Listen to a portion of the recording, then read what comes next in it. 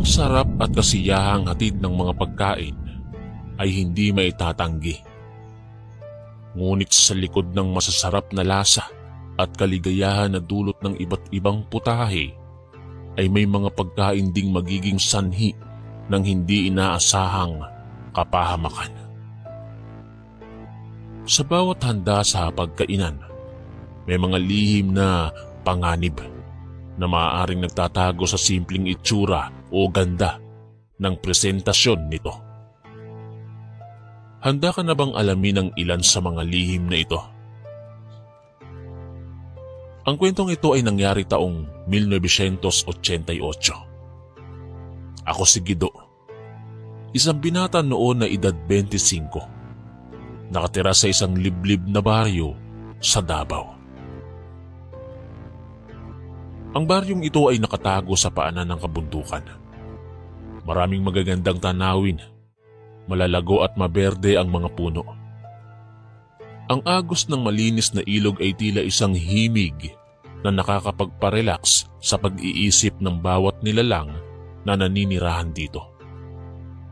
Ang mga bahay noon ay pawang-yari sa mga likas na materyales na naglalarawan ng isang payak at mapayapang uri ng pamumuhay. Tulad ng sawali, kawayan at kugon. Mahilig ang mga tao rito na mag-alaga ng iba't ibang klase ng hayop, tulad ng manok, baboy, kambing at tupa.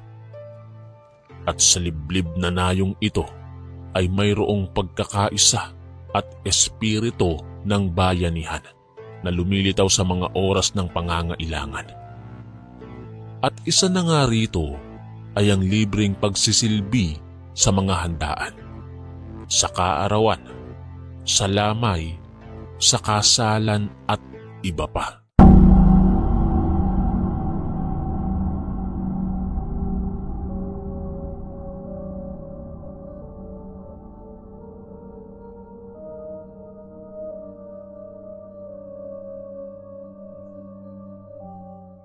Ang kwentong ibabahagi ko, Kuya Chris, ay tungkol dito. Hinding-hindi ko makakalimutan ng araw na iyon dahil ito ang nagbabago sa pagsasamahan namin noon sa maliit naming baryo. Ikakasal noon ang isa sa kabarkada ko, si Miguel. Ang mapapangasawa niya ay mula sa ibang lugar na si Donna Tubong Kapis. Alam niyo po ba na hindi naman sa hindi namin gusto si Donna kay Miguel. Pero iba po kasi ang pakiramdam namin sa babae. Mula po kasi nang maging magkasintahan sila ay hindi na po madalas na makihalubilo ang kaibigan namin, lalo na sa aming mga kabarkada niya. Umiiwas na ito sa umpukan ng mga kalalakihan, sa inuman at maging sa basketball. Bagamat tila nagkaroon na ng distansya ang pagkakaibigan namin sa hindi malamang dahilan, ay hindi pa rin kami nagdamot kay Miguel.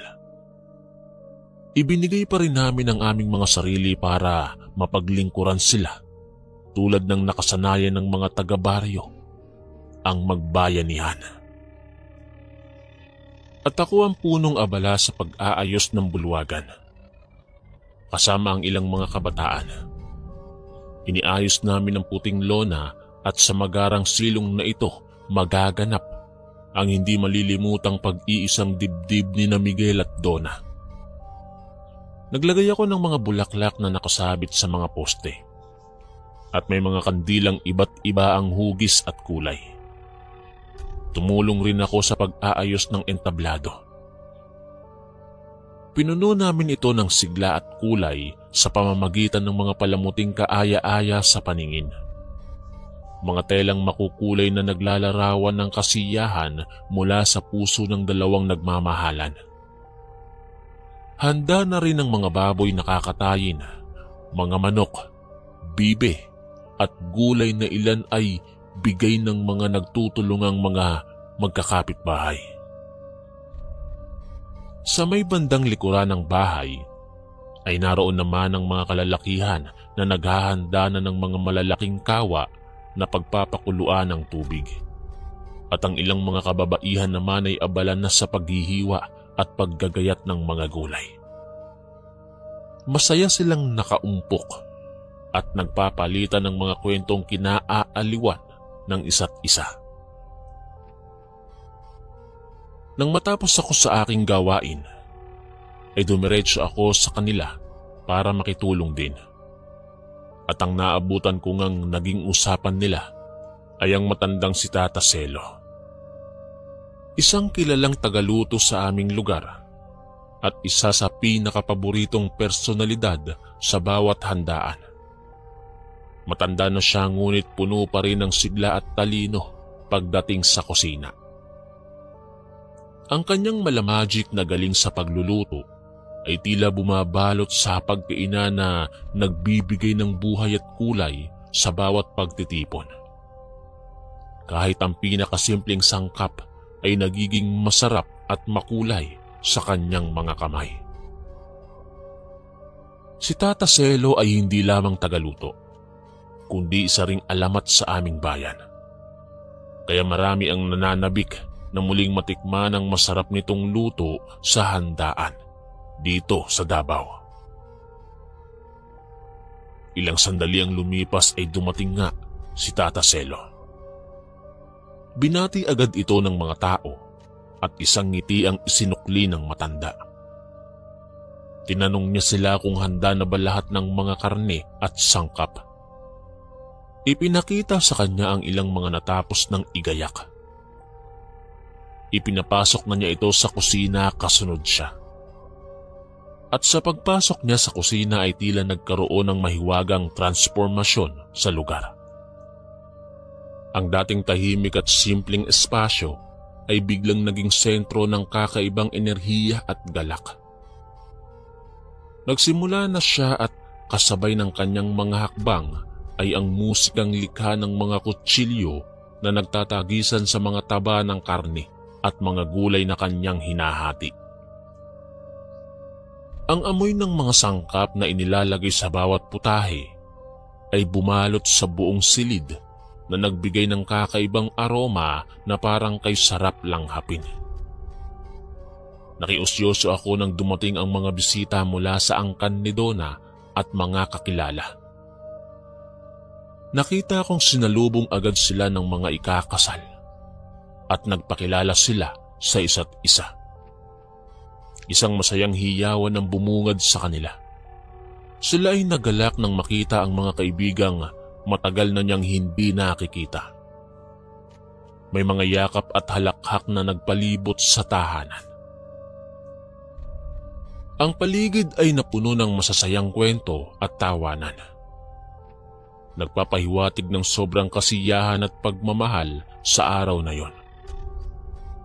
Kahit abala sa pagtanggap ng mga bisita, hindi nawawala sa isip ni Donna ang kahalagahan ng bawat sandali. Ang tamis ng bawat ngiti at ang halaga ng bawat yakap. Patunay na ang kasal ay isa sa pinakamahalagang yugto ng buhay. Hanggang sa may pumaradang itim na sasakyan sa tapat. Humaba ang leeg ko sa kakatingin kasi nung panahong iyon ay talaga namang mayayaman lang ang kayang magdala at magmaneho ng mga sasakyan.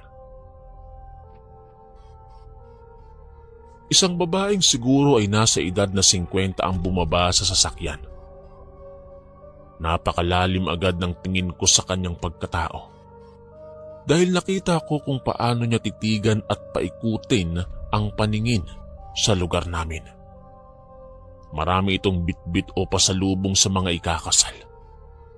Halatang mayaman ito. Ipinakilala ito ni Donna bilang kanyang tiya.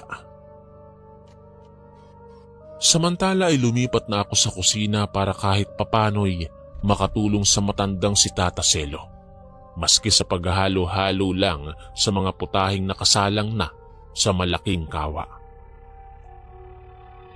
5 tao ang nasa kusina, maliban pa ang iba na nasa labas na nahati sa iba't ibang klase ng trabaho at paghahanda para sa kasalang iyon. Hindi pa man umiinit ang katawan ko sa tabi ng mga nagbabagang panggatong, ay may pumasok sa kusina Siya yung babaeng nagmamay-ari ng kotse. "Magandang gabi. Kamusta kayo?" Bati niya at nagpakilala siya bilang si Marta. Nagmamay-ari daw siya ng isang sikat na restaurant sa kanilang lugar. "Gusto ko sanang tumulong. Tsaka pwede ko bang tikman ng mga niluluto nyo? Sigurado ba kayong masasarap yan? Ayaw kong mapahiya ang pamangkin ko, ha?" Otomatikong napatingin ako kay Tata Selo. Nakasimangot ito dahil sa inasal ng babae.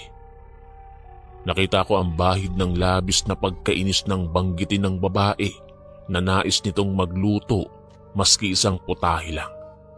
Bilang regalo daw sa mag-asawa at para makatikim naman daw kami ng pang-restaurant na luto. Nag-alala ako dahil hindi sanay ang matanda na mayroong nakikialam sa kusina nito. At ang pagpunta ng babae roon ay tila pakiramdam ko'y nag-aaya ng isang tunggalian at panghahamon kung alin o sino ang mas nakahihigit sa husay ng pagluluto. Nasabi ko ito dahil maski naman hindi tinatanong ay halos bumula na ang bibig ni Aling Marta sa pagkukwento na siya ang pinakamasarap na magluto sa kanilang pamilya at sa kanilang lugar. Agad nitong hinawakan ng ilang piraso ng sariwang karne at inilapit ito sa puno ng kanyang ilong. Nakapikit pa nitong inamoy ang karne na parang bangong-bangus sa amoy nito. Agad kaming nagtinginan ng aking mga kasama. Ayos to ah. Sariwang-sariwa. Nilapitan niya ang ilang karne na nakalapag sa mesa at tinapik-tapik pa ang mga ito. Kung hindi lang kabastusan ay ako na sana ang papansin sa maling ginagawa nito. Naniniwala kasi kami na ang pagtapik-tapik sa mga karne ay maaaring magdulot ng pananakit ng tiyan ng mga kakain dito. Mawalang galang na ho. Nakakahiya naman po sa inyo. Marurumihan lang po kayo rito sa kusina. Kami na ho ang bahala sa mga pagkain. Subalit hindi nakinig ang babae kay Tata Selo. Kumuha pa ito ng sandok at tinikman ang nakasalang na dinuguan. Halos masuka ako dahil alam kong kakasalang pa lang ito ni Tata Selo at hindi pa luto ang dugong inilagay dito. Ang sabi ng babae, dagdagan daw namin ng paminta at malansa. Nakahinga lamang kami ng maluwag nang tawagin ito ni Donna at sinabing nakahanda na ang mesa para sa kanila. Sige, babalik na lang ako mamaya para magluto. Ang kakaibang ikinikilos ng babae ay nagpaalerto sa aming lahat na naroon sa kusina. Agad naming dinampot ang sandok na ginamit nito at hinugasan. Maging ang mga karneng hinawakan nito ay aming muling inilublob sa batya ng tubig na mayroong asin. Nag-iba rin ang mood ni Tata Selo. Ang dating masigla nitong pagluluto ay napalitan ng pagkainis at pagkadismaya sa bisitang iyon. Sandali lang ha. Uuwi na muna ako para kumuha ng ibang sangkap na gagamitin dito. Nagkatinginan kaming mga naroroon. Si Tata Selo ay hindi lamang kilala sa pagiging mahusay na tagaluto. Batid din naming may kakayahan itong gamitin ang kaalaman niya sa kusina at sa mga niluluto nito na mansilo ng mga nagbabalat kayong nilalang ng dilim. Dahil doon ay medyo kinabahan ako.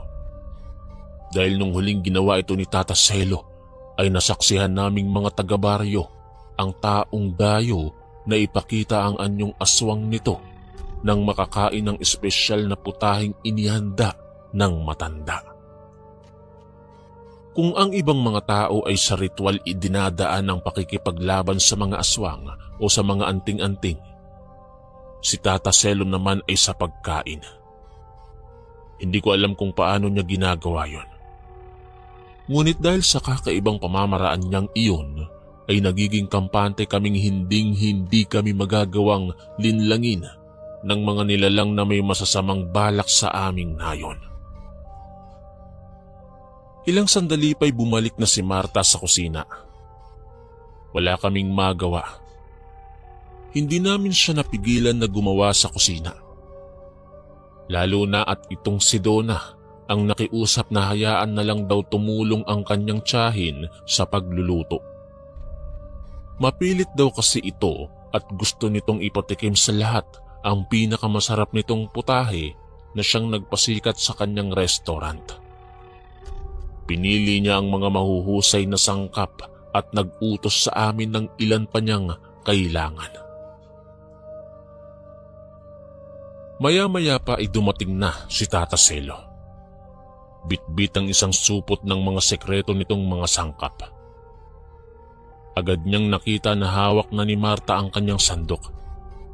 Ngunit tahimik lang si Tata Selo. Kumuha na lamang ito ng ibang magagamit at nagsimula na ring magluto. Alam nyo, maswerte kayo dahil makakatikim kayo ng mga lutong pangmayaman. Pagmamayabang na sabi ni Marta. Agad akong tumikhim at sinabing masarap magluto si Tata Selo at sikat na sikat ito sa aming lugar. Pero tiningnan lang ito ni Marta at lumabi pa ito. Talaga? Sa pagkakaalam ko kasi, mga ordinaryong putahe lang naman ang kaya niyang lutuin. At sinabi pa nitong hindi raw masarap ang dinuguan dahil malansa at matabang. Lumakas ang naging paghalo ni Tata Selo sa adobong kanyang niluluto. Halatang hindi na ito natutuwa sa presensya ng babae. Agad siyang nagdikdik ng maraming bawang. Teka tata, ang dami namang bawang niyan. Aanghang ang adobo mo. Mayabang na wika ni Marta. Wag ho kayong mag-alala. Pampasarap po ang bawang, tsaka pangtaboy sa aswang kung sakaling meron man.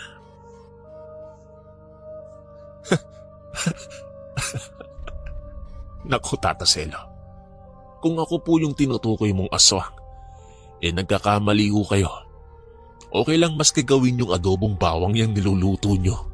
Wala akong pakialam. Palihim din akong natawa dahil pakiramdam ko ay tila nagkaroon ng katapat ang matandang si Tata Selo. Uminit ang paligid. Mas lalong sumimangot ang matandang kusinero dahil hindi umubra ang bawang sa kanyang itinuturing na katunggali. Mas lalong nakaramdam ako ng pananabik sa mga nalalabing oras ng paghahanda dahil alam ko walang magpapatalo sa kanila. Kung hindi nga masama na sabihin kong bagay sila ay tutuksuin ko silang dalawa kasi parehas naman pala silang single. Matandang dalaga si Marta at biyudo naman si Tata Selo. Napansin kong napadami ang ginayat na luya ng matandang lalaki at sadyang inilapit ito sa taong kanyang kinaiinisan. Alam ko ang taktikang yon dahil nagamit na niya ito minsan. Ayaw ng aswang sa ginayat na luya. Sa kanilang pang-amoy ay napakatapang nito at masangsang. Hindi nila matitiis ang amoy nito. Nais kong matawa dahil sa paningin ko ay nagiging katawa-tawa na ang pagka-obses ni Tata Selo sa kakaisip kung paano niya mapapatunayan na isang ang aswang itong si Aling Marta. Ngunit alam ko na ang sagot sa tanong niyang yon ay walang aswang sa mga taong kasama namin sa kusina. Hindi lang ito matanggap ni Tata Selo. Lumabas ako saglit para manigarilyo. Mabilis ang ginawa kong paghit-hit buga dahil nais ko ring makabalik agad sa kusina. Ngunit bigla akong natigilan nang lumabas sa bahay ang kaibigan kong si Miguel. Nakatakip ang ilong nito ng isang panyo. Tinanong ko siya kung ano ba ang nangyayari sa kanya.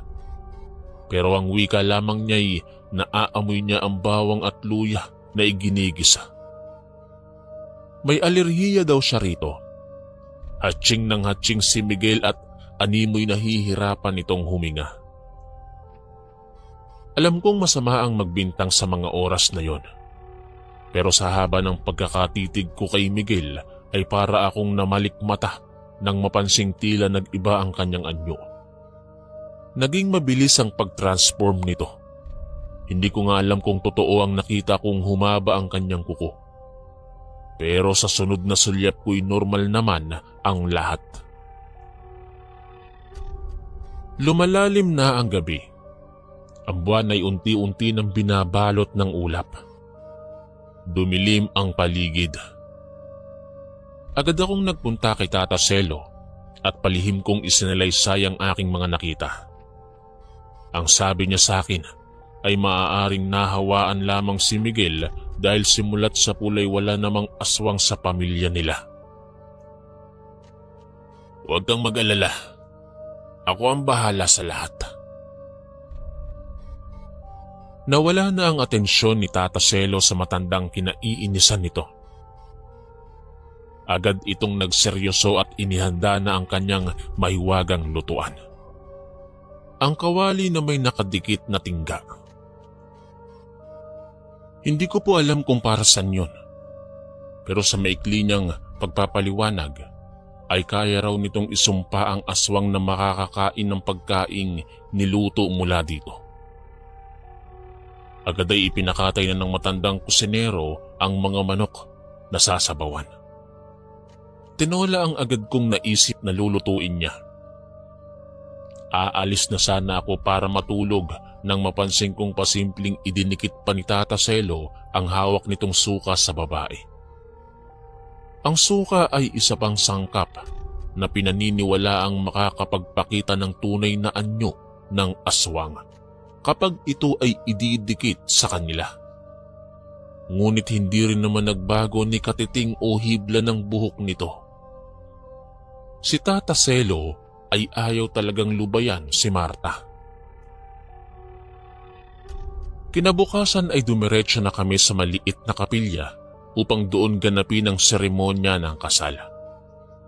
Makikita sa mata ng dalawa ang nag-uumapaw na kaligayahan dahil sa naganap na nga ang kanilang pag-iisang dibdib. At matapos ang kasiyahang yon, kami ay nagtuloy na sa reception.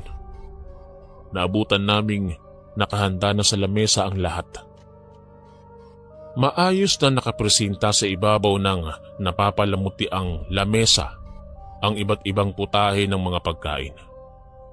Nakakatakam at nakakagutom ang itsura ng mga ito. Mukhang lahat ay masarap. Ngunit may isang putahe ang kinasabikan kong matikman. Ito ay ang espesyal na putahe ni Ma'am Marta. Kakaiba kasi iyon sa aming paningin dahil sa tagal na nga ng pagsiserbisyo ni Tata Selo sa aming mga kabarangay ay kabisado na namin ang itsura ng kanyang mga putahe. Umupo na ang bagong kasal. Gayon din ang mga magulang nila, mga abay at ilang bisita sa mga espesyal na mesa. Ang aming mga kababaryo ay nakapila na rin para naman sa mga nakabalot na pagkain. Dinig kong hinihiling ng marami na matikman ang putahing yon. Biro pa nga ng ilan ay nais raw nilang makatikim ng pagkaing pangmayaman. Hinanap ko naman si Tata Selo dahil alam kong maaari itong magdamdam kung sakali mang marinig niya ang mga komentong ito. Nagugutom na ako ng oras na yon. Kaya kasabay ng tugtuging pumapailan lang sa ere ay una kong tinikman ang kakaibang putahe na yon. Napakasarap nga. Nakailang ulit pa nga ako ng kuha dahil talagang masarap. Parang nakakaadik at hinahanap-hanap ng dila ko ang kakaibang lasa na yon. Napansin kong ganoon din ang naging reaksyon ng ibang tao sa paligid ko. Masayang masaya sila sa kanilang kinakain. Sinubukan kong tikman ang luto ni Tata Selo. Masarap din, pero mayroon siyang ilang putahe na walang lasa. Sinubukan ko ulit na tikman ang mga ito pero wala talagang lasa. Hindi kaya nakalimutan ng matandang maglagay ng asin sa pagkain kanyang niluto. At kung ano ang naging reaksyon ko, gayon din ang naging reaksyon ng ibang tao. Itinatabi nila sa kanilang plato ang ilang piraso ng karne. Ako man ay itinabi iyon at hindi na itinuloy na kainin. Ngunit kabaligtaran naman ang naging pagtanggap ng ilan sa mga bisita ni Donna sa nilutong putahe ng aming tanyag na kusinero. Tila ba sarap na sarap ang mga ito. Hindi tulad namin na nakatabi na sa aming plato ang mga karne. Nahiwagaan ako sa magkaiba naming reaksyon sa mga putaheng nakahanda. Nawala bigla sa isip ko ang tungkol sa sinabawang mangkok na huling niluto ni Tata Selo. Nakita kong lumabas ang matanda mula sa kusina at kasunod nun ang bitbit ng mga serbidora na sinabawan. Nakalagay ito sa isang lalagyang kaserola na gawa sa putik. Naglagay sila sa mga tasa at inilagay sa gitna ng bawat mesa ang sabaw nun. Hindi na ako magtataka kung wala rin itong lasa. Ngunit sa unang tikim ko ay nalasahan ko na agad na ito nga'y kakaiba. Sobrang sarap, sobrang malasa. Nakabawi si Tata Selo sa luto niyang yon. At dito lang kami nagtagpo at nagkapareha ng reaksyon ng mga dayo. Gustong gusto nila ang sabaw ng manok na yon. Matagumpay na natapos ang kasal. Nabusog ang lahat sa kainan. Hinanap ko agad si Tata Selo at agad kong tinanong sa kanya kung bakit matabang ang ilan sa putahe nito. Sinadya ko iyon para makakain ng gusto ang mga aswang. Agad kumunot ang aking noo sa kanyang sinabi. Bigla akong napamasid sa paligid. Tingnan mo sila. Sarap na sarap sa luto ko. Alam mo bang may mahika ang putahe kong yan? Ayon kay Tata Selo, ang mga aswang ay hindi kayang masabi ang pagkakaiba ng maalat sa matabang. Dahil hindi naman sila gumagamit ng kinatatakutang asin. Basta karne, lutuman o hindi, ay masarap para sa kanila. Sa amoy ng karne talaga sila natatakam. Maya-maya'y lumapit si Marta sa amin at nakipagkamay kay Tata Selo. Binabati kita, Selo. Totoo nga ang balita. Masarap ka pala talagang magluto. Isang ngisi ang isinukli ng matanda. Tapos na ang kasal. Nagsiuwian na rin ang ibang bisita at tanging naiwan ay ang ilang kamag-anak ni Donna. Kasama na rito si Marta. Pinaghanda ako ni Tata Selo dahil sa gabian niya ay makikita na namin ang sumpa na inilagay niya sa inilutong pagkain. At dumating na nga ang gabi. Ang kaninang bahay na puno ng kasiyahan at ingay ay biglang tumahimik. Nanayo ang balahibo ko sa katahimikang iyon lalo't nararamdaman ko na may kakaibang enerhiya sa paligid. Sa gitna ng gabi, habang kami nagkukubli sa hindi kalayuan, ay narinig namin ang kakaibang mga ungol at nakakatakot na mga tunog na nagmumula sa loob ng kanilang pamamahay. Hindi ko alam kung ano yun o kung ano na ang nangyayari sa loob. Hanggang sa may narinig kaming isang malakas na hiyaw. Bumukas ang pinto at nakita naming tumatakbo si Donna palabas ng kanilang bahay. Takot na takot ito at nadapa sa kanyang pagtakbo. Nakasunod sa kanya si Miguel na ang mukha'y maputla at may hindi ka nais-nais na ngiti. Nakasunod din si Marta na kakaiba rin ang itsura. Tulad ni Miguel, ay namumutla din ito at maitim ang paligid ng kanilang mga mata. Labis kong ikinagulat na biglang humaba ang kanilang mga kuko at handa na nilang saktan si Donna. Lumabas si Tata Celo sa aming pinagtataguan at agad ay inilabas nito ang krus at asin sa kanyang bulsa bilang umano'y pangontra. Nilapitan niya si Miguel at sa isang kisap mata ay nagbalik ito sa normal, gayon din si Marta na tila walang nangyari. Agad ay dinaluhan ni Tata Celo si Donna at inalalayang makapasok sa loob ng kanilang tahanan. May ibinulong ang matanda sa babae at agad itong kumalma. "Huwag ka na munang umuwi, iho. Doon na muna tayo sa bahay at antayin din nating umepekto ang pagkain mo ng niluto ko." Hindi ko alam kung anong ibig sabihin niya doon, pero kinabahan ako. Ngunit nasa tarangkahan pa lang ako ay nakaramdam na ako ng kakaiba. Bumaligtad ang aking sikmura. Hindi ko na napigilang magsuka ng magsuka. Sabi ng matanda ay hayaan ko lang daw para mailabas ko lahat ng aking mga kinain. Hanggang sa huling suka ko ay may nakita akong isang maliit na sisiw na lumabas mula sa aking bibig. Agad itong pinagpapalo ni Tata Celo hanggang sa madurog. Napayakap ako ng mahigpit sa matanda dahil naging utang ko sa kanya ang aking buhay. Sa pamamagitan ng kanyang mga pagkain ay nakontra ang ginawang panghahawa ni Marta sa akin. Opo, aswang si Marta. Bagamat nagawa nitong magkunwari na hindi siya apektado sa amoy ng mga pangontra, ay hindi naman niya kinayang labanan ng pangontrang naipasok sa kanyang katawan. Dahilan upang mailantad din niya ang totoo niyang anyo kasama ng mga kamag-anak niyang kanyang hinawaan. Tinanong ko si Tata Celo kung ano ang mangyayari kay Miguel. Ang sabi niya, tulad ko ay malaya na rin ang aking kaibigan at ilan sa aking mga kababaryo.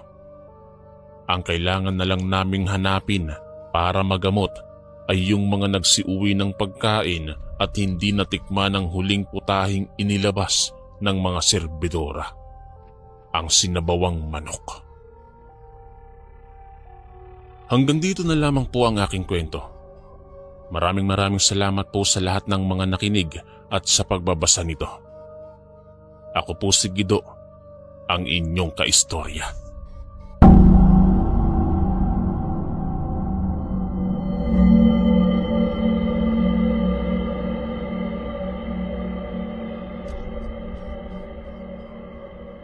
Magandang araw po, Kuya Chris.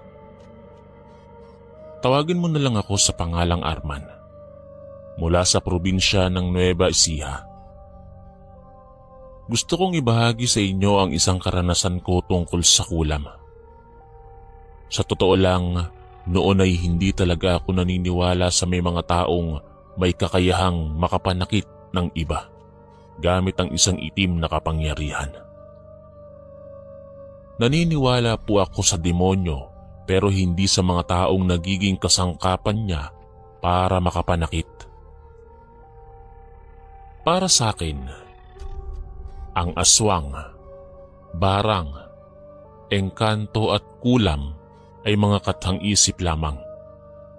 Pero dumating sa punto na ang buhay ko na mismo pala yung makakaranas at magiging biktima ng kulam.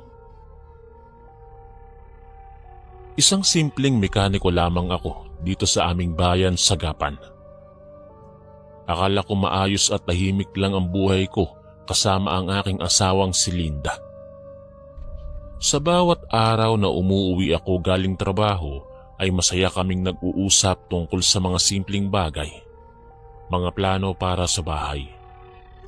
Sa kinabukasan at sa mga pangarap namin sa buhay bilang mag-asawa.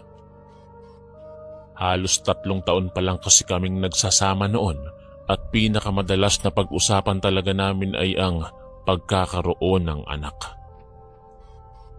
Gustong gusto ko na pong magkaanak ng mga panahong iyon, pero hindi kami nakakabuo. Hindi ko alam kung bakit. Malusog naman ako at gayon din ang aking asawa. Pero kalaunan, natanggap ko na kailangang mayroon kaming pasensya sa paghihintay ng tamang oras at kung kailan ipagkakaloob sa amin yung blessing. Palaging sinasabi ni Linda na in God's perfect timing daw.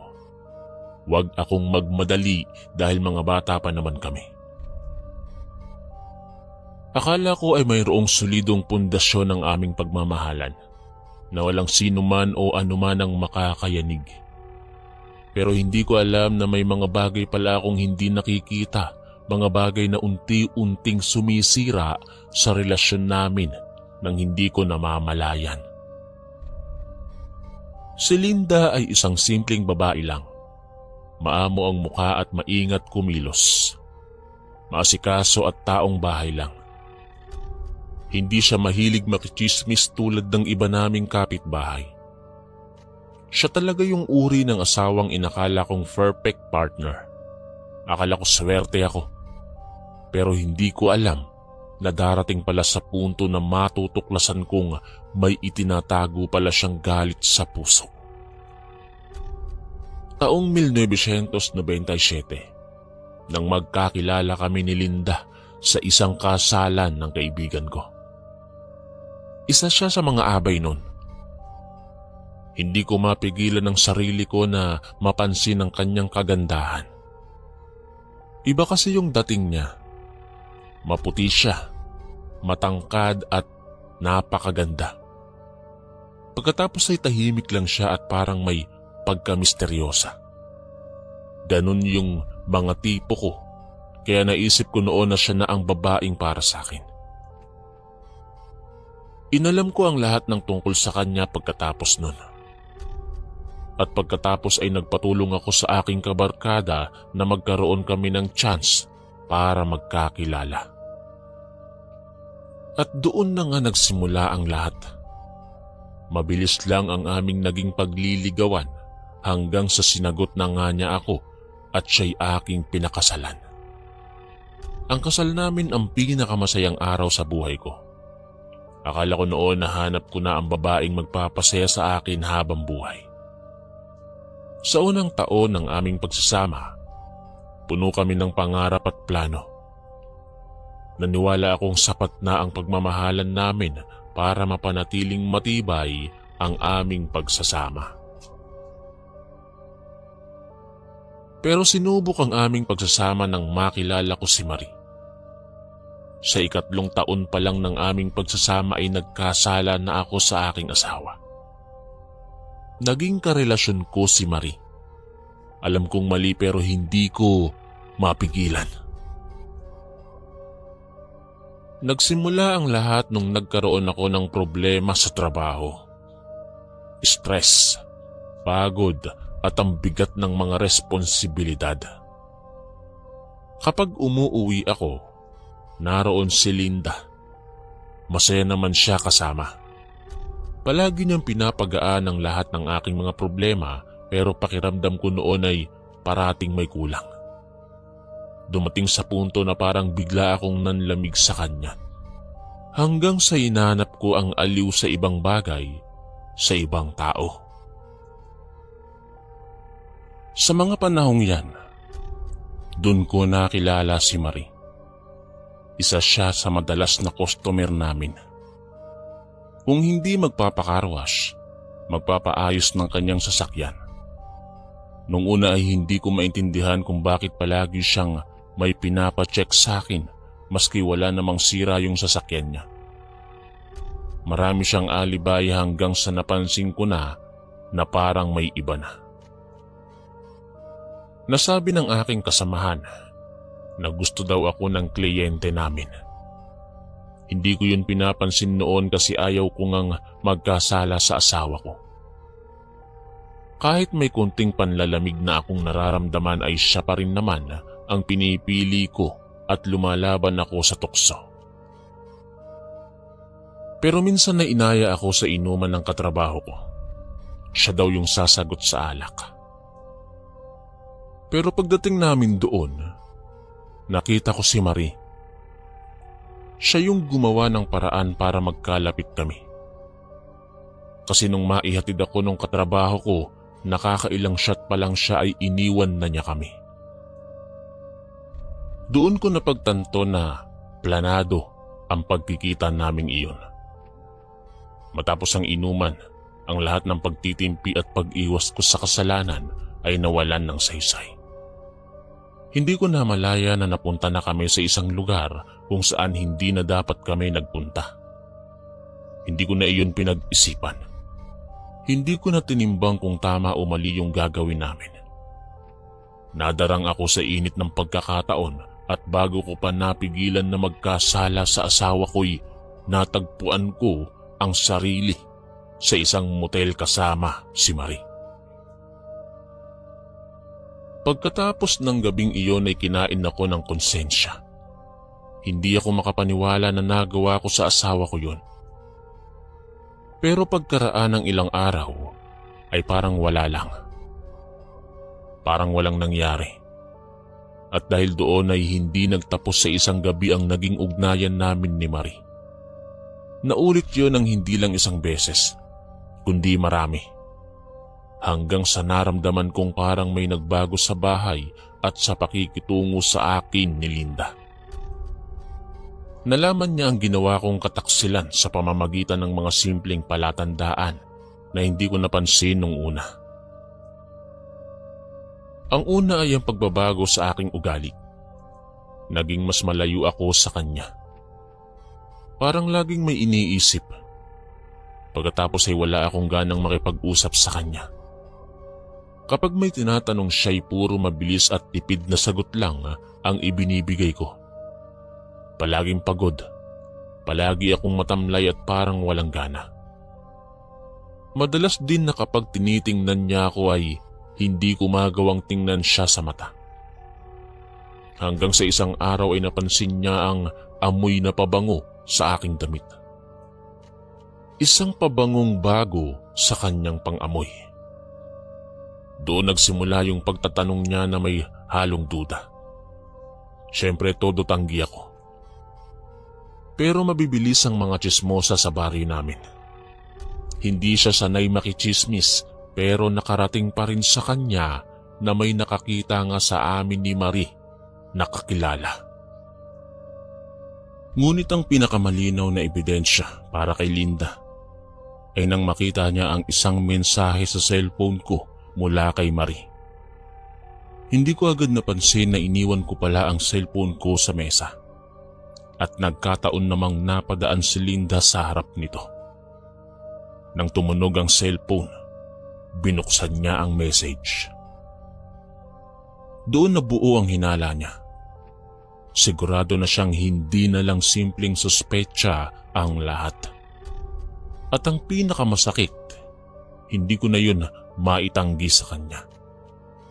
Nang matuklasan niya ang tungkol sa pambababae ko, ay nagkaroon kami ni Linda ng matinding away. Galit na galit siya at hindi siya nakikinig sa mga palusot ko.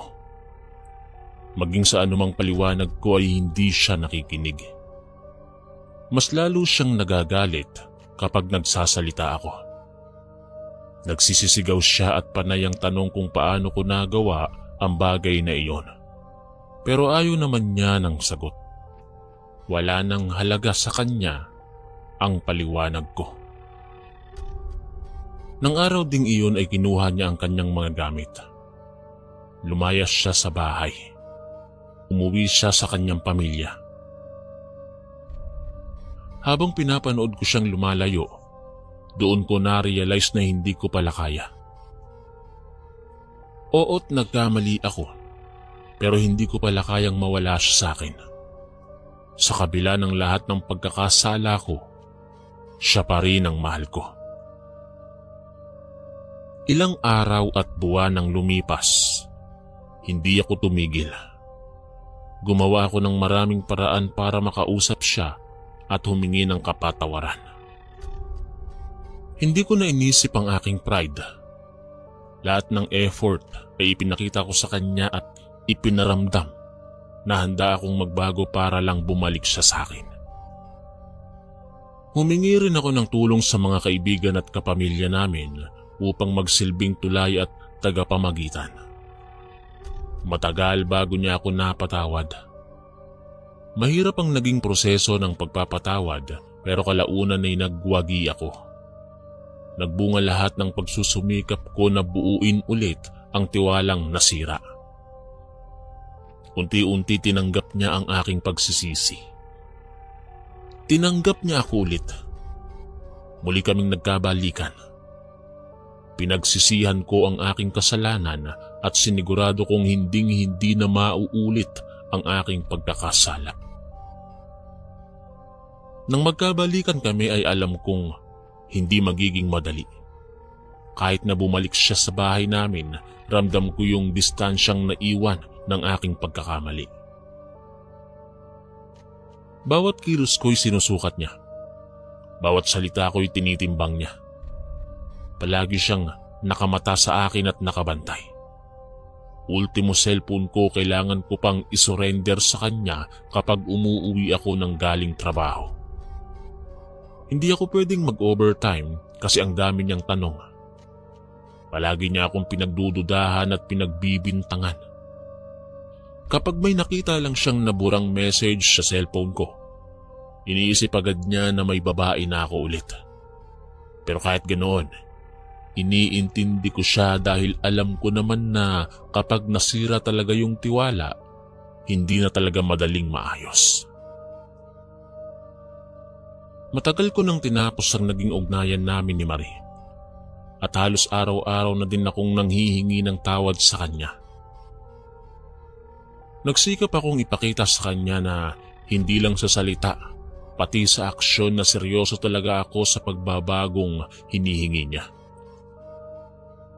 Akala ko'y magiging okay na rin ang lahat. Pero meron pa palang mas matinding pagsubok na darating sa buhay naming mag-asawa. Hindi na ito tungkol sa pagkakasala, kundi tungkol sa aking kalusugan. Isang umaga, nagising na lang ako na parang may kakaiba sa katawan ko. Nagsimula ang lahat sa mga simpleng sintomas. Pananakit ng katawan, matinding pagod kahit wala namang masyadong ginagawa. Pagkatapos minsan, kapag nagigising ako ay parang mas mabigat kaysa sa dati ang katawan ko. Minsan ay hindi ako makagalaw. Parang naninigas ang aking mga muscles at buto, lalo na sa binti. Nung simula'y akala ko baka dala lang ng pagod sa trabaho o kaya ay stress. Bilang mekaniko, mahirap ang araw-araw na pisikal na gawain. Pero habang tumatagal, naging mas matindi yung mga nararamdaman ko. Ang sakit na una kong inakalang normal lang na pananakit ay unti-unting lumalala. Hanggang sa gabi-gabi na akong binabangungot. Mga panaginip na parang totoong-totoo. Yung tipong bigla na lang mapapasigaw na parang may humihila sa akin papunta sa isang madilim na lugar na may nakakatakot na mga boses. Hanggang sa isang araw, habang nagtatrabaho ako sa shop, bigla na lang akong nawala ng malay. Nang magising ako, naroon na si Linda sa aking tabi at nakita ko sa mukha niya ang labis na pag-aalala. Sinabi niya sa akin na tinawagan daw siya ng mga kasamahan ko at itinakbo ako sa ospital dahil hindi na nila ako magising. Ang sabi lang na sakit ko sa ospital ay hypertension. Pero hindi ako kumbinsido dahil alam ko na hindi lang pagtaas ng BP ang problema ko. May iba akong nararamdamang ibang sintomas na hindi naman dapat maramdaman ng isang may hypertension lang. Sa pagdaan ng mga araw, ay unti-unti akong nakaramdam ng panghihina ng katawan. At pagkatapos ay yung pakiramdam na parang may mabigat na nakadagan sa akin at parang pinipiga ang lakas ko araw-araw.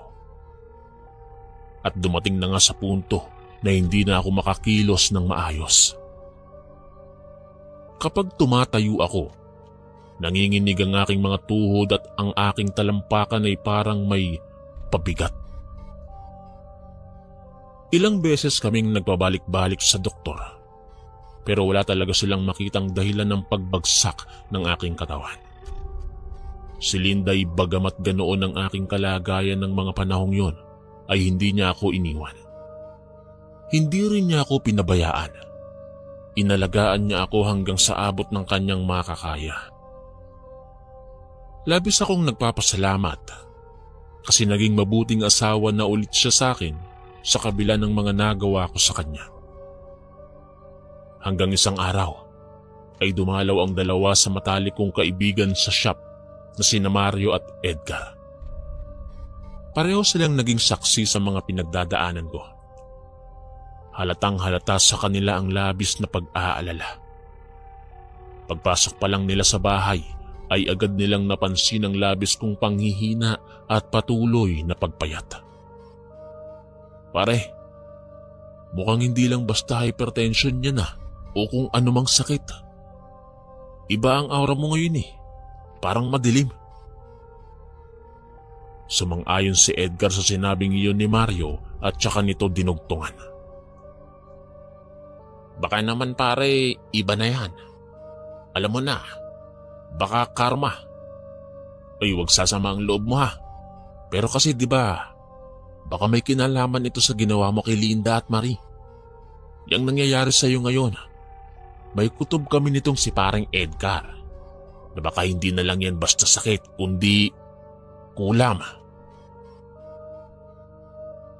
Sa sinabi nilang iyon, ay bigla akong nakaramdam ng kaba. Bagamat hindi ako naniniwala sa kulam, ay pinakinggan ko sila. Lalo't nang marinig ko ang sinabi nilang iyon, ay parang may dumaan na malamig na hangin sa aking katawan. Tumaas ang aking mga balahibo. Tinanong ko sila kung sino naman kaya ang posibleng may gawa nito sa akin. Nagkatinginan sila bago sumagot. Alam mo, hindi natin kilala ng lubusan si Marie. Hindi natin alam kung ano ang kaya niyang gawin o kung may galit pa ba siya sa'yo. Baka dahil sa galit, kinulam o ipinakulam ka niya. Sabi ni Edgar. Pwede nga. Sabat naman ni Mario. May mga tao kasi talaga na kapag nasaktan ay lumalapit sa masamang paraan para makaganti. Hindi natin alam kung ano ang nasa isip niya matapos mo siyang iwan. Malay natin, baka may kilala siyang mangkukulam. O baka siya mismo ang naghanap ng paraan para makaganti sa'yo. Tahimik lang akong nakinig. Hindi ko alam kung maniniwala ako.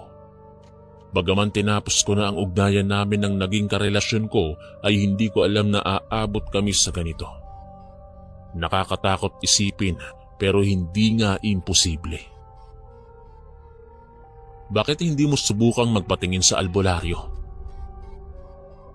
Mungkahi ni Mario. Kilala ko si Mang Tomas. Mahusay na albularyo sa kabilang bayan. Marami niyang nagsasabi na kaya niyang alamin kung ang isang tao ba ay kinulam o kung may masamang elemento na gumagambala.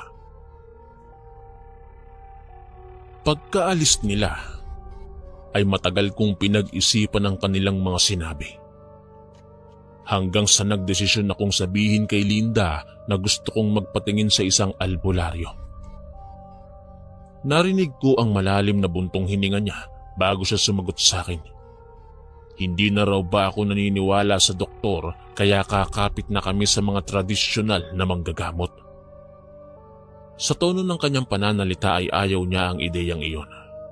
Pero dahil ako naman ang may katawan ay ako ang magdidesisyon kung magpapagamot ako o hindi sa isang albularyo. Hindi ko na kasi alam kung anong gagawin ko, Linda. Sagot ko sa kanya.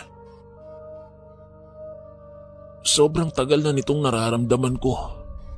At kahit pa na-check up, wala namang mahanap na sagot ang mga doktor. Gusto ko lang subukan ng lahat ng paraan. Baka makatulong. Ayaw ko pang mamatay, Linda. Tahimik lang ang asawa ko. Hindi ko mabasa kung ano ang iniisip niya. Minsan ay tinatanong ko na rin yung sarili ko kung imposible din ba na siya yung may gawa. Tulad ni Marie, nasaktan ko din siya. Alam kong kasalanan na sa kabila ng lahat ng ibinibigay niyo sa aking pag-aalaga sa panahong may sakit ako, ay napag-iisipan ko pa siya ng masama. Ayaw ko namang tanungin siya ng direkta. Ayaw kong maging dahilan iyon ng panibagong gulo sa buhay naming mag-asawa. Ilang araw ang lumipas ay pumayag siya sa wakas. Pero sabi niya, wala na raw siyang pananagutan sa mga bagay na mangyayari sa akin dahil desisyon ko yon. Talagang hindi raw kasi siya naniniwala sa mga orasyon at dasal ng mga albularyo. Gusto kong matapos na ang lahat ng ito, Linda. Gusto ko lang malaman kung ano ba talaga ang nangyayari sa akin. Sabi ko sa kanya. Sige, kung yan talaga ang desisyon mo, di sige. Sasamahan kita bukas sa albularyo. Pagkatapos nun ay inaya na niya akong magpahinga at matulog. Ngunit habang nasa kalagitnaan ako ng pagtulog ay bigla akong nagising. Doon ko natuklasan ng isang bagay na hindi ko inaasahan. Si Linda. Siya ang may kagagawa ng lahat ng ito at hindi si Marie. Nakita ko siya na nakatayo sa tabi ng kama. May hawak na maliit na bote na tila puno ng mga kakaibang bagay. May parang buhok, mga piraso ng damit at iba pang bagay na hindi ko alam. Hindi siya nagsasalita pero may naririnig akong parang mahinang bulong mula sa kanya. Mga salitang hindi ko maintindihan. Parang Latin na dasal o orasyon. Nang mapansin niyang gising ako ay bigla niyang itinago sa ilalim ng kanyang unan ang kanyang hawak. Tumingin siya sa akin at patay mali siyang nagtanong kung bakit gising pa ako. Casual na sinagot ko na lamang siya at sinabi kong tulog na ako pero nagkaroon lamang ako ng isang masamang panaginip. Matapos ang gabing yon, ay naging balisa na ako at hindi mapakali ang isip ko sa kakaisip kung ano ang ibig sabihin ng aking mga nakita. Ang nakita kong kakaibang bote at ang kakaibang bulong ng aking asawa. Sa mga sumunod pang araw, ay naging mapagmatsyag ako. Palagi ko nang pinagmamasdan ang galaw niya. May mga pagkakataon sa gabi na bigla-bigla na lamang siyang nawawala o kaya naman ay madalas ko siyang nakikita na tila malalim ang iniisip. May mga pagkakataon din na nakikita ko ang mga kakaibang bagay na dinadating niya sa bahay. Tulad ng mga dahon ng halaman na hindi ko alam kung saan galing. Mga piraso ng papel na may nakasulat na simbolo na hindi ko rin alam kung ano ang ibig sabihin. Parang hindi ko nakilala ang asawa ko ng mga oras na yon. Naging tila bagong tao siya sa paningin ko. Hindi ko alam kung bakit ako kinukutuban ng masama pero yung mga bagay na nakikita ko, palatandaan yon na may nangyayaring hindi tama. Linda, kailan mo ba ako sasamahan na magpagamot sa albularyo? Minsan ay hindi ko na napigilang tanong sa kanya. Ilang araw na rin kasi buhat ng pag-usapan namin ang tungkol dito pero hindi pa rin niya ako dinadala sa isang manggagamot na albularyo. Sinabi niya na sa susunod na araw na lang dahil mayroon pa daw siyang gagawing importante. Tumahimik na lang ako at hindi na umimik pa. Nang gabing iyon, habang nag-aayos si Linda sa kusina, Sinubukan kong tingnan kung naroon pa sa ilalim ng kanyang unan ang kakaibang bote na itinago niya nung nakita ko siya. Dahan-dahan kong hinila ang unan niya. Naroon pa nga ito, kaya kinuha ko at binuksan kung ano ang laman. May mga buhok at litrato na nasa loob ng bote na yon. Nanlaki ang mga mata ko nang makita kong ako ang nasa larawan at wala ng iba. Napalunok ako habang sinusubukan kong unawain kung ano ang ibig sabihin nun. Hanggang sa biglang bumukas ang pinto at nakita niya akong hawak ang bote. "Anong ginagawa mo?" tanong niya. "Ano to, Linda? Bakit may ganito ka?" Sa wakas ay binitawan ko ang bote at hinarap siya. Kahit hirap na bumangon ay pinilit ko. Gusto kong makita kung paano niya sasagutin ang mga tanong ko. Arman, hindi. Mali ang iniisip mo. Para sa atin yan. Para sa ikabubuti mo. Galit na galit ako. Kulang na lang ay murahin ko siya dahil sa tindi ng emosyong nararamdaman ko ng mga oras na yon. Para sa ikabubuti ko? Anong ginagawa mo sa akin, ha? Itong mga langis na to. Ito ba ang dahilan kung bakit ako nagkakaganito? Ngunit itinanggi niya ang paratang ko. Bigla siyang umiyak. Hindi daw siya ang kumulam sa akin, bagkus ay kinokontra niya ang kulam. Nakita ko ang senseridad sa kanyang mga sinasabi, kaya sa kanya ako naniwala.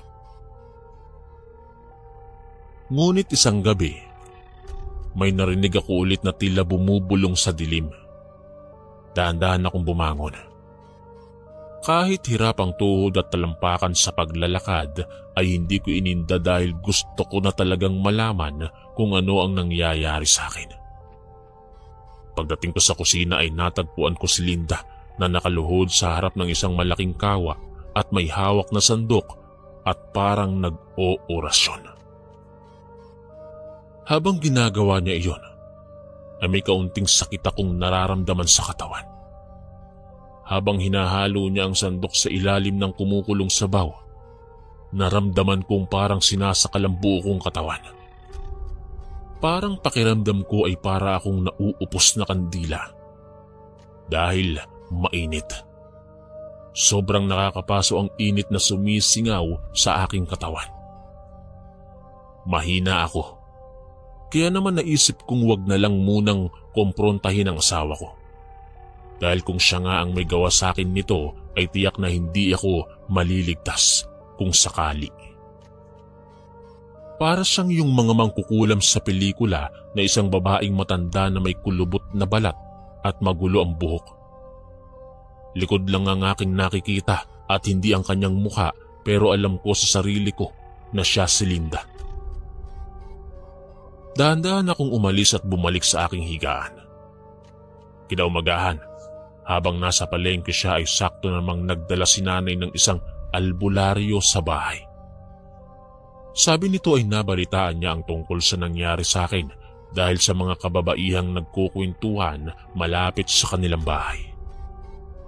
Si Mang Carlo ang kasama niya, isang magsasaka, pero ayon sa iba ay marunong sa gawain ng isang albularyo. Ang gumawa nito sa iyo, Arman, ay isang taong hindi nalalayo sa iyo. Sabi ni Mang Carlo nang matapos niya akong tawasin at dasalan. Parang kinurot ang puso ko sa sinabi niyang yon. Sinubukan ko pang itanggi sa sarili ko na talagang si Linda nga ang may kagagawa ng lahat. Itinuro ko pa sa kanya kung nasaan ang bote na may lamang buhok at larawan ko, pero wala na ito sa ilalim ng unan. Dahil doon ay naghanap si nanay at si Mang Carlo at doon nila ito nakita sa may bandang kusina. Nakaimbak sa nakita kong malaking kawa na ginamit ni Linda. Ipinaliwanag sa akin ng albularyo na wala namang balak si Linda na patayin ako. Ang ritual na ginawa nito ay para lamang sa hindi na ako mapahiwalay sa kanya at lumayo. Doon ko napagtanto na may kinalaman pa rin talaga sa nagawa kong pagtataksil ang lahat.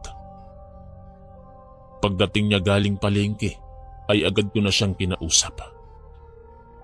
Ipinagtapat ko sa kanya na alam ko na ang lahat. Hindi ko inaasahan na aamin siya kaagad. Akala ko kasi tatanggi siya muna pero inamin niya na siya nga ang nagpapahirap sa akin. Ang lahat ng kanyang ginawa, ang sakit na naramdaman ko ay nag-ugat sa kanyang takot at selos. Hindi ko kailanman inisip na darating kami sa ganoong sitwasyon.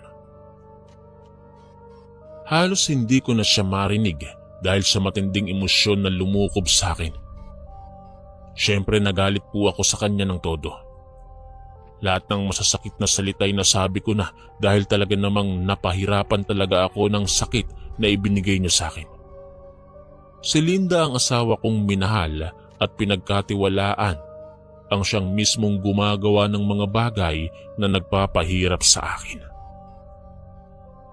Ngunit pagkatapos ng galit kong iyon, pinatawad ko din si Linda.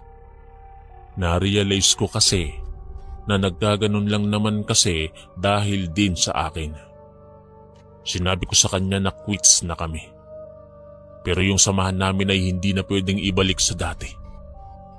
Sinundo ako ni nanay at inalis ko lahat ang mga gamit ko sa aming bahay. Binigyan ko siya ng pagkakataon na magbago, ngunit hindi na kami nagpatuloy pang magsama bilang mag-asawa. Hanggang dito na lamang po ang aking kwento. Maraming salamat po sa pagbabasa nito at sa lahat ng mga nakinig. Ako po si Arman, ang inyong kaistorya. Maraming salamat po mga kaistorya sa pakikinig. At kita-kits po ulit bukas para sa isa na namang nakakatakot na kwento. Ito po si Kuya Chris, ang inyong kaistorya. God bless po at ingat po lagi.